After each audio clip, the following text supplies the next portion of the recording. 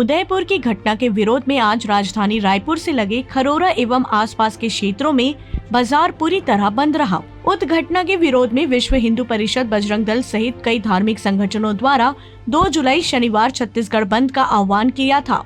उदयपुर के धान मंडी थाना क्षेत्र में मंगलवार को दर्जी कन्हैया लाल की 2 मुस्लिम युवकों ने बर्बत्ता से हत्या कर दी थी। हत्या के दौरान उन्होंने तालिबानी आतंकियों की तर्ज पर घटना का वीडियो बनाकर सोशल मीडिया में पोस्ट कर दिया।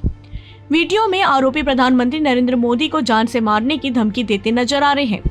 वहीं वीडियो के फैलते ही उदयपुर सहित पूरे देश में तनाव की स्थिति बनी हुई है। इसी बीच विश्व हिंदू परिषद द्वारा आयोजित छत्तीसगढ़ बंद को खरोरा के व्यापारियों ने समर्थन दिया।